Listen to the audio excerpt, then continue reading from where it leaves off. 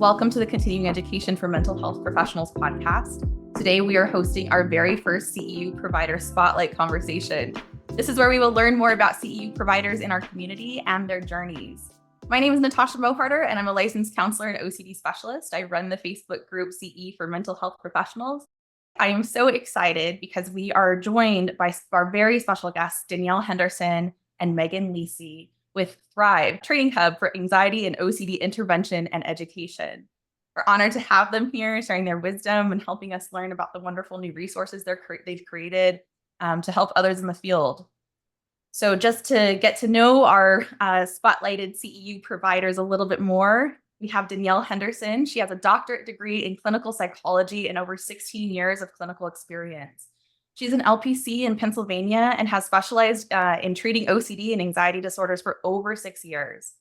She has several years of experience teaching therapists of all experience levels how to treat OCD and anxiety disorders using exposure and response prevention therapy. In addition to this, Danielle has experience teaching several undergraduate courses as well as teaching and training medical students. She has led consultation groups for licensed professionals and supervised pre-doctoral students. Danielle is also on the Women's Health Research Committee at a local university. She loves coffee, playing video games, hanging out with her family, and doing various arts and crafts projects. Another fun fact about Danielle is that in another life, she made digital art for content creators on a streaming platform. Welcome, Danielle. We're so happy to have you here today. Yeah, thanks for having me. I'm excited to be here. And let's go into introducing our next guest, Meghin Lisi. Meghin is a practicing licensed marriage and family therapist residing in New York, and she's the co-founder of Thrive. Meghin has dedicated the most recent half of her career specializing in the treatment of OCD and anxiety disorders using exposure and response prevention therapy. As the co-founder of Thrive, Meghin, along with her business partner, create training content, provide education and consultation services, as well as executing program development for other providers and practices looking to specialize in treating OCD and the related disorders. Teaching has been a long-standing passion of Meghin's within the mental health profession, and she has extensive experience providing education to pre-licensed and licensed clinicians, including time spent serving as an adjunct professor at the graduate level. Meghin has and continues to dedicate her career to serving stigmatized populations and ensuring clinicians are supported and given the best resources to carry out their work confidently and competently. Meghin, such a pleasure to have you here. Thank you so much for joining us. Thanks for having me. I'm so looking forward to this conversation today. We got to meet briefly before, so just a kind of little quick fact about how we connected. Networking is important. I have the Facebook group, the Continuing Education for Mental Health Professionals. I believe, Danielle, you joined that first, and then we kind of connected on LinkedIn. And then Meghin and Danielle did a really fun video for Friday the 13th. And I loved it. I just laughed. I was in the car watching it, and I was like, this is amazing. And so Danielle had reached out. We set up a kind of meet and greet virtually like this. And it was just really clear at that point that you're just amazing colleagues to have in general, amazing CEU providers in the field, OCD specialists. As a fellow OCD specialist, I am so honored to be spotlighting you all as the first member spotlight here. Can you share a little bit about your background and what got you interested in becoming creators and CEU providers? Yeah, that's great. Thank you. So both of us work together in the same company where we were treating OCD, and we were also training other clinicians in how to do ERP or exposure and response prevention for clients who have OCD. And training is something that both of us have been really passionate about. I come from a teaching background. Meghin does as well, but I'll let her speak to that. And we're both really passionate about therapist education. So thinking of ways that we could incorporate that more into Thrive. Yeah, absolutely. And I'd say, just personally, my mom is a teacher or was a teacher. She's retired now. Kind of got the teaching genes all throughout my family. So it's ironic because I never wanted to be a classroom teacher. But once I got into the field, I realized that I didn't always want to just do direct clinical work, that there was like this area within our profession where we could provide education to other providers. And that really got me very excited and interested. So started being able to implement that in the corporate world. And that's how Danielle and I connected, and then decided like we want to be able to do this for ourselves. So we both have that teaching background, and I also got to work in a CE program in a past life as well, which was fun. It's incredible. So very much interested in kind of, like you said, that teaching aspect, sharing knowledge, wisdom. Teaching isn't always easy. Teaching can come with its challenges, but I think you have to have a certain passion for it. I definitely have seen that from both of you, especially in the content you've already created and in your current endeavors. Thank you. Yeah. Yeah. It's really great when you get to take something you're passionate about and then actually apply and bring it to life, so to speak. Yeah, for sure. I agree. Absolutely. So next question, what have been your favorite parts of this journey into content creation and training?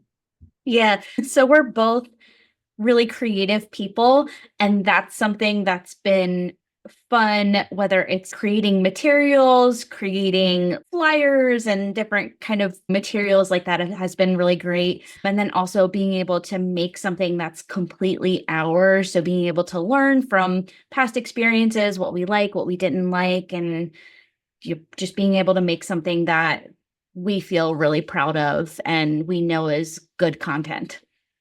Yeah, and I think part of that is just getting the ability to connect with other clinicians creatively as well, and work directly with the therapist more, and play a role in this profession that's different than, like I said, just direct clinical care. As much as we both value that and we both actively practice as clinicians, we also wanted to be able to get our hands into things that was us. It was for us, by us, and we're able to provide that to other people in our own style. But the creativity piece is probably one of our favorites across the board, because we get to make something from nothing that is entirely our two brains that come together, which is super fun. I think it's important when you are content creators to have that passion and that interest in creativity, because it can make some of those other things like tech stacks and advertising and marketing like a little bit easier. Yes. Totally. It does sound like, and this is something that I've done as well in my content creation journey, is when I attend other professional trainings, I write notes, and I have actually a form that says, this is what I really liked. Definitely add this. This didn't work so well. Let's kind of leave that out. Or, oh, maybe I've done that in the past. Let's kind of rewrite that a little bit. Oh, that didn't land as well as I'd hoped. This landed really well. Let's kind of adjust. And so it sounds like you both kind of use that skill as well. Yeah, definitely. I'd say we definitely try to apply similar types of strategies. And then the other thing that we're really interested in and we try to bring about in our work is catering to different learning styles within our course content, right? Because we know not everybody learns the same. So that's some ways that we've really been able to get creative too, right? Like, how can we make sure we're trying to hit on as many learning styles as possible with our content? And getting that feedback directly from the providers that we work with and train is a big piece of that. So we're really open to viewing this as an ongoing journey where we are going to keep learning and modifying and changing for the better. Just hearing from the clinicians directly about what worked, what didn't work, like that's a really helpful piece for us, because then we implement those changes and make things bigger and better as time goes on. One of the things that I've seen in exploring your websites and profiles and the content you have created is that it seems like your creativity really shines through. I love the colors. I love the different graphics. I think even when I saw your YouTube video, I was hooked. It was so fun. It was so genuine and so real. And I was like, yes, we need info and content like this out in the world, specifically for OCD, yes, and others as well. But it's really neat to see that shine through and to really get to see kind of your personalities and your creative styles in that. Thanks. Thank you for noticing the colors and things. Like you said, those are our favorite color schemes. Like we're doing everything that feels good to us. But yeah, there's a lot of back and forth on the creativity piece in the background, which is fun. Yes. There's a saying that I heard one time, and it said, you don't have to be an expert to be a contributor, right? And so sometimes I think that when, I didn't, as a therapist, I didn't take any business courses or marketing courses or things like this, graphic design, but I love this stuff, right? But it's kind of stuff that we learn as we put it into practice. You have to kind of shift your mind in some ways. Yes. We've had lots of conversations around that, about how we're not told how to market ourselves, how to make money. It's just kind of like, figure it out, good luck, and learn on your own. And that can be hard. So it's nice. I think we have the two of us to bounce ideas off of, but then also getting to network and connect with other people and see what's working, what's not working. Absolutely. And you get to showcase your stuff, right? Just because we Yeah. didn't, we weren't experts in marketing or things like that. We didn't take, Mhm. our degrees are not in that necessarily. Doesn't mean that we can't shine through in those colors and the graphics. It's super representative of our own styles, and it's really neat. We need representation. So cool. Neat.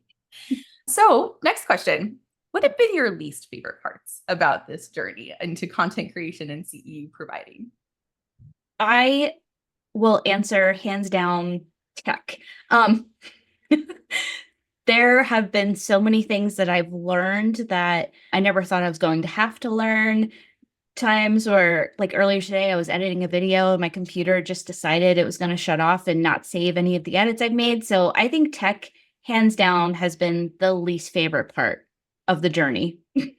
Yep, I will second that every single day of my existence because I agree. And I got to hand it to Danielle. She is like the tech guru in this working relationship and is awesome and picks up on things that my brain just can't and doesn't. So that's where it's like the teamwork makes the dream work here as well. Also, I want to say like the delays in things. We have these ideas and expectations of like things are going to get done by a certain day, a certain time, different timelines. And there's always some sort of barrier, like Danielle had mentioned even this morning, that something just happens and comes up and you get kind of derailed. So being able to learn to be adaptable and adjust has been a good lesson for us as well. But the delays, yeah, that kind of gets me a little bit on top of the tech piece for sure. Absolutely. It's funny, in my content creation journey, I have really enjoyed the graphic part of it and kind of setting up websites and things like that. And I have learned I have ADHD and I do extensive research on tech. And so I have to be careful not to be like, what does all the reviews say? And who says this? And that one seems like the best, but let me try all the free trials. And then it's like, I actually really like that part. But then starting it, I'm like, yeah, I have it set up, but that's a little bit scary and intimidating to actually go do it now. So how do you keep going, even when there are tech kind of challenges? What kind of keeps you both moving forward and working as a team? Yeah, that's a great question because at least for me, I had very similar struggles, Natasha, in terms of like, I'm going to read every single review because I want to make sure I'm choosing the good one, right? Meghin, you probably saw this. I don't know if we explicitly talked about it, but a little bit of decision paralysis. I was like, I don't know which one to choose. And then you get overwhelmed and you kind of leave it alone for a minute. So something that I found helpful is I'm like, okay, I think I need to like take a day away from it and then regroup and see how I feel and then get back into it. And then I think just the two of us being able to hold each other accountable too, because, a part of me is like, if I was out on my own, it would be a little easier for me to be like, oh, I'll just keep pushing it down the street. But now there's somebody else where it's like, okay, we got to be accountable. We have to do this. Yep, definitely. I think that us being in a partnership makes that a lot easier for me personally because the accountability piece is huge, knowing that you're not just doing this for yourself, you're doing this with and for somebody else and vice versa. And, there's that inevitable like little nudge every day where you're like, you don't want to disappoint the other person either. And that helps to kind of hold yourself to a certain standard, but also being able to bounce off of each other when things get hard and there are roadblocks, and the problem solving aspect of that instead of just being isolated is like a really huge part of this as well that I've found very beneficial. So I think if I were doing this solo, I might have even given up at this point, which sounds kind of sad, but we've pushed through some big barriers so far in a short period of time, and it's resulted in nothing but positive things so far. I think it's so neat to hear that. I tend to be somebody that kind of likes to work more independently, but it just reminds us that, people, we as humans, we're very social beings, right? And that accountability partner stuff, that bouncing ideas off one another, there's so much that can come from that, so much cool stuff. One of the things that really stood out to me in our initial conversation, our initial visit, was just how much you both connected. You seem like you have a good connection, good colleague partnership, right? and maybe even friendship. And so there's kind of that like you can be real. Yeah, exactly. So cool. Yes. Along those lines, our viewers won't know this, but we had a tech snafu prior to this. And so here we are on Zoom, but we move forward and we keep going even when there's tech stuff, right?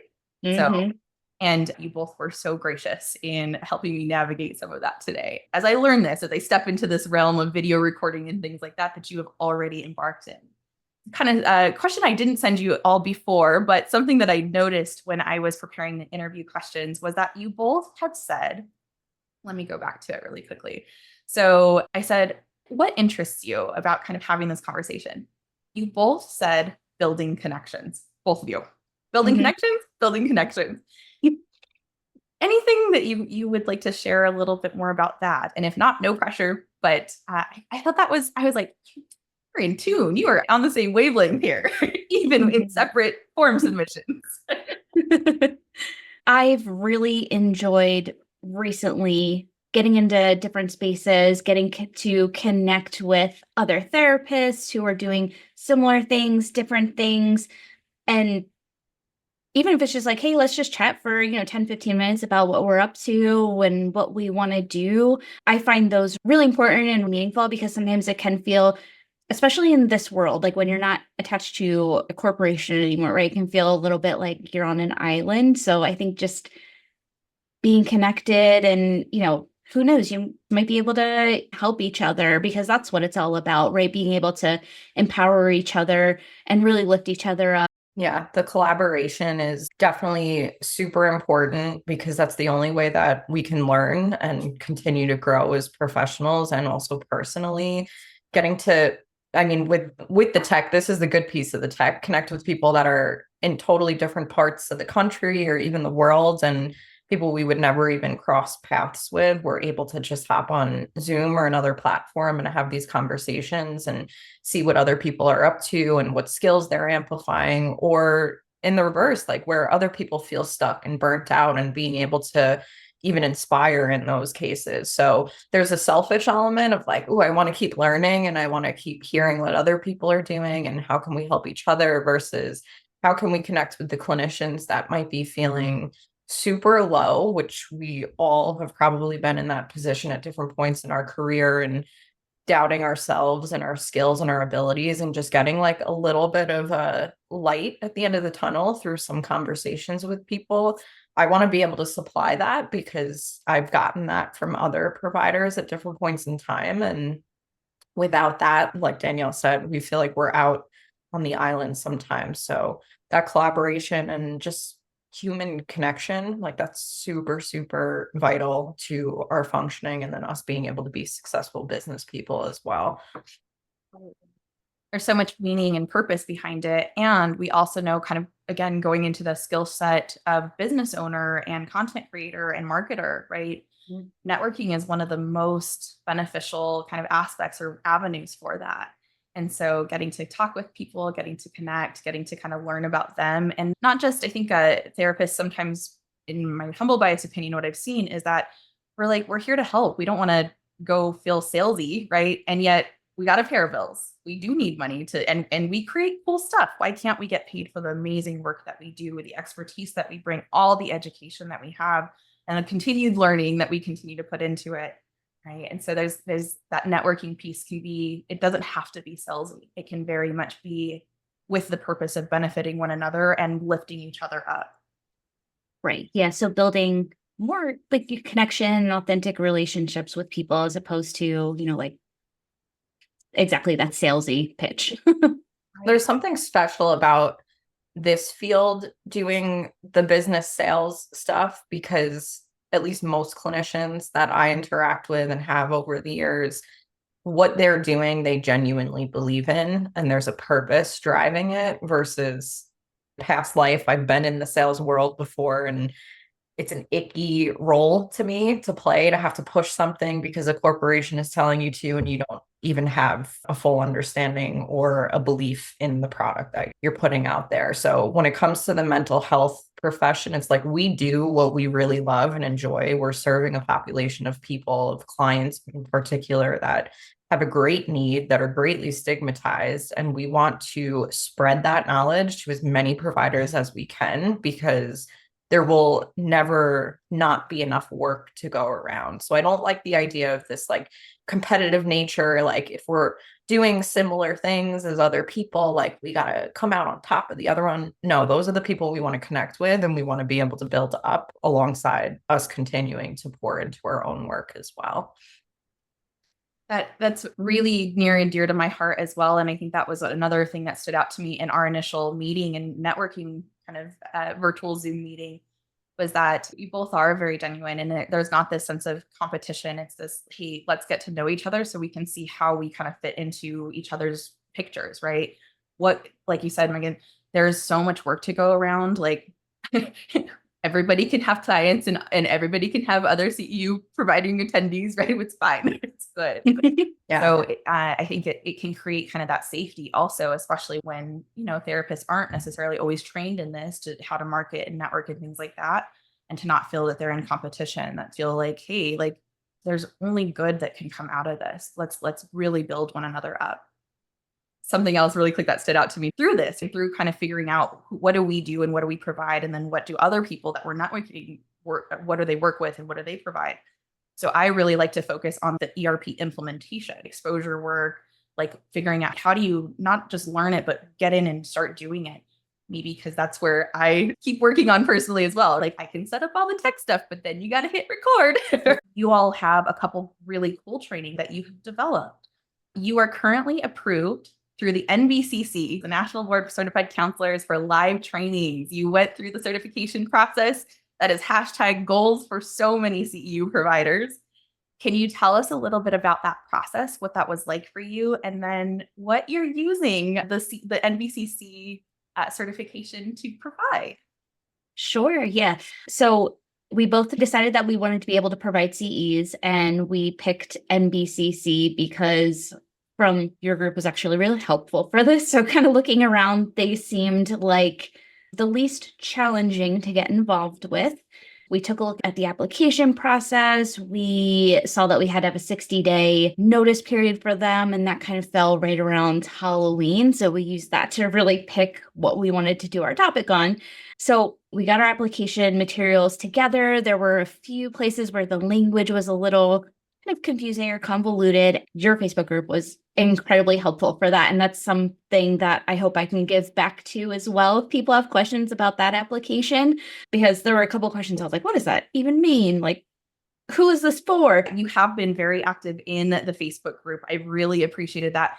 And it was really neat because you were actually one of the first NBCC providers to kind of post in there that, hey, we got approved. And so it was like, this is so cool. We got to see you asking about questions and then the approval process. It's doable. It's doable. There's some steps, right? There's some stuff you have to kind of go through. Yeah, there are definitely steps. The rep that I worked with was really helpful in terms of, like, here's what you need to fix. He gave me the examples. They give you a toolbox to look at that has all of the different information materials. Use that, because there were some things I missed the first time around. Yeah, we got approved a lot faster than I think we were both expecting, which was really cool.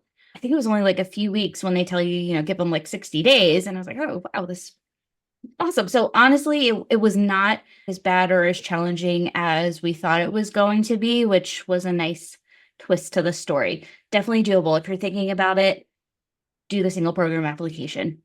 Yeah, do it. Don't do what I do and like I put that mental block up of like not even wanting to approach it in the first place, because it does feel a little daunting. But once you get the ball rolling, it's going to work out. And honestly, that was probably one of the easier steps than other things that we had to conquer and overcome in the business portion of things. So don't hesitate to do it if it's something that you care about and something that you want to get involved with.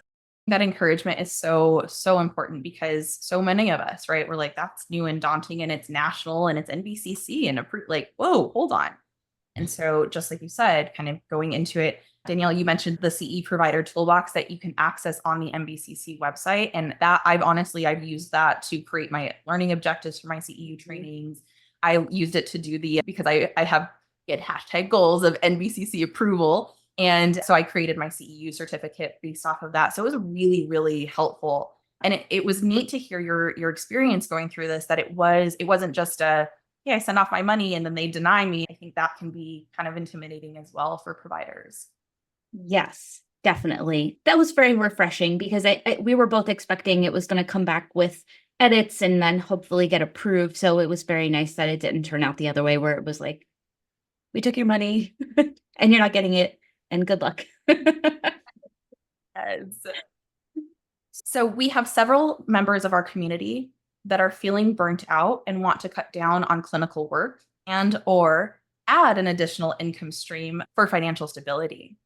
For someone just starting out on their CEU provider journey, what would you say are like 1 to 3 most important steps to take to begin the process?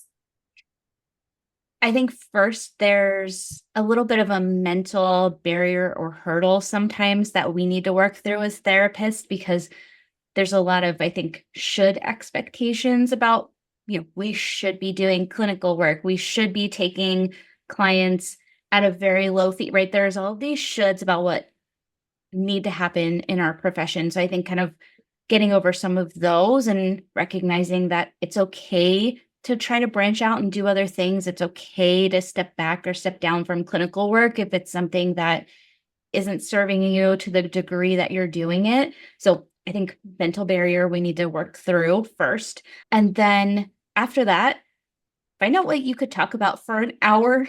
Find out what you're passionate about, what's something that's in your niche or your wheelhouse, and maybe think about starting there. So don't do a CE on something you're totally unfamiliar with, right? Like stick in your wheelhouse, make it easier for yourself for the first go around, and then do your research in terms of where you want to be in terms of APA, NBCC, state CEs, right? Research and figure out what would be the best starting point, what makes sense for your audience. And I think starting with one, instead of jumping into, I have to do all of this at once, find the one specialty topic, find the one application that you want to pursue and start building those blocks from there. And it'll continue to morph into its own thing over time. But as long as you're doing something that you genuinely enjoy, there is absolutely nothing wrong with doing other things in this field. You start to second guess yourself and like, why did I sign up to be a therapist if I'm feeling burnt out, if I'm at a certain number in my caseload or whatever the case may be, but everybody has a different threshold. We also have other skills. We're not just clinicians. We're whatever we want to be. And if there's other things that we learn that we enjoy when we're developing within the profession, then we should be watering that and seeing where it grows to instead of ignoring it and trying to fit a mold of something that might not feel like a long-term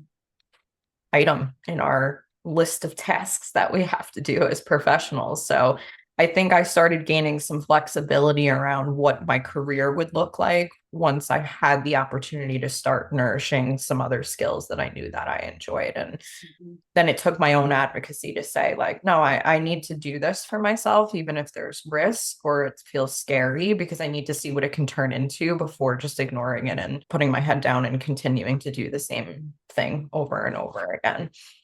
Absolutely.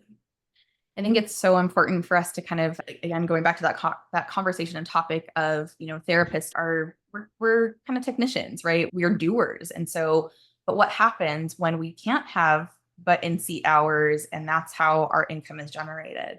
So sometimes providing CEUs, even through recorded trainings or live events, can be an additional way. You can record it, repurpose the content, and then you have money while you sleep money, right? Where it's like you wake up and you have a registration, you're like, wow, I didn't even have to sit somewhere for that money to come my way. And that can be so refreshing and so beneficial because it fuels our continued work. It fuels, like you said, we therapists are in this field a lot of times because we care, right? Because we want to make an impact, because we want to do good things. And when we have financial resource, it allows us to continue to do that. And we know that when people struggle with financial resources, it changes our brains, right? It decreases our creative abilities. And so being able to support that and kind of becoming a patron of our own art to fund it and then allowing that to grow, it can be really, really important. Definitely. So next question here. you have an upcoming live CEU training. Can you tell us a little bit more about that? Yes. So our CE event is taking place on November the 1st. And so right around Halloween, which is, you know, we have been thinking about kind of theming our CEs around different holidays and times of the year. So our first CE is going to focus on harm OCD, and we're going to talk about how to treat it with ERP. We're going to equip therapists with the foundational knowledge in terms of, recognizing, diagnosing, how to treat it, and then incorporating values into ERP work, which is something that Meghin and I are really passionate about. And I know you are as well. My heart. Yes. So we're going to have, traditional kind of like lecture didactic style. And then we're also going to incorporate some experiential exercises into our CE as well. Yep. And I'll toss in there that it is from 3 to 4:30 Eastern on the 1st. It sounds like it is an event that no one should miss. There's some interesting aspects within harm OCD, right? And if we don't know how to identify it, we could be completely treating it incorrectly and ineffectively and unethically. And none of us are here to do that. We worked our butts off for our education and for our license. You all can help them kind of prevent some liability challenges. They can learn some fun stuff. And it's an hour and a half. It is, yes. So 1.5 NBCC credits. Okay, so with regards to this upcoming live CEU training, we're talking about harm OCD. How did you come up with the topic? I'll let you take that one, Meghin. Yeah, so like we were talking about earlier, we were looking at the time of year that we were targeting, and we both were like, oh, that's going to be right around Halloween time. It would be kind of cool to theme the subtype of OCD that we want to present about and get into some detail on. As we may or may not know, for anybody listening, there are endless subtypes or themes of OCD. So it's not like it just presents as contamination or it just presents as organization. There's a whole wondrous world of OCD symptoms that most average people probably don't even have awareness of. So harm OCD is one of those subtypes, and we felt it matched pretty well with the time of year. We were like, let's do some deep dive into harm OCD, and like Danielle had mentioned too, assessment and diagnosis of, and then diving into the treatment of. And it'll be a good time of year to kind of talk about that theme a little bit in the way that it presents, and then bringing again the values into that treatment, which is one of the most important pieces as well. So we're excited to introduce that for the Halloween themed time of year, and we'll try to be consistent in doing some fun things like that and bringing, I guess, a little bit of a lightness to something that is very dark and challenging for people to experience firsthand, and hopefully we'll shed some more awareness on it as well. I think it's really neat because you're using environmental cues, you're using other kind of primers to get people ready for the topic and the content and things like that. So neat. So last couple questions before we get ready to wrap up. Can you tell us where to find you? What is your website, and are you on social media? Our website is thrivehubfortraining.com. We are on LinkedIn, and we are on Facebook, YouTube, and Instagram. So you can kind of find us all over the place. And you all have an email list as well that we can join, and that is on your website. It is, yeah. It's on a few of the pages. Probably the easiest place is on the homepage. Just scroll to the bottom and you can join into our Thrive community. Wonderful. So again, it has just been such an honor, a privilege, and a pleasure to have you both here today. I so appreciate your time, your willingness to help me learn some tech stuff as well, to come in and have this conversation about CEU content creation, that provider journey. Is there anything else that would be helpful that you would want to share with other providers that are interested in this journey that maybe we haven't talked about yet? Yeah, I would just say, speaking to the event, we want to encourage any clinicians who are interested in learning more about OCD to join. You don't have to be an expert in OCD to attend this CE event. You also don't have to be an expert in any of the specific subtypes. You're going to take something away from it, and it'll shed a lot of light on the disorder in general. So we hope that anybody feels comfortable, any pre-licensed and licensed clinicians can join. And it's a very reasonable price for the content and the training that you all are providing, plus the NBCC CEUs. I think that it's very, very reasonable. And again, you're both OCD specialists. You've been doing this for a long time. You have experience training others. You were saying, Danielle, one thing that's really important to both of you is to incorporate other learning styles. And so it just really sounds like it could be a really beneficial event. I hope you have so much success with it. We will be linking the CEU website and all of their social media pages below. And so please feel free to follow them, interact with them, and definitely consider attending this training. It's going to be on a really important topic. A lot of clinicians, I think, can be challenged by the theme and the subtype of harm OCD. If you don't know what you're looking for, it can feel like, what am I doing and who just walked into my office? And it doesn't have to be scary. It's really cool that you are both putting out this kind of content, and we need more info out there about OCD in general. And so it's just really, thank you again, both of you, so much for your time, for being willing to be our first spotlighted members. I look forward to our continued collaboration and work together. Please feel free, everyone, follow Danielle and Meghin. Go check out Thrive Training Hub. It is really an incredible resource, and there's so much time and work that's put into it, and it is so quality. You won't walk away disappointed. Thank you so much. Thanks for having us, Natasha.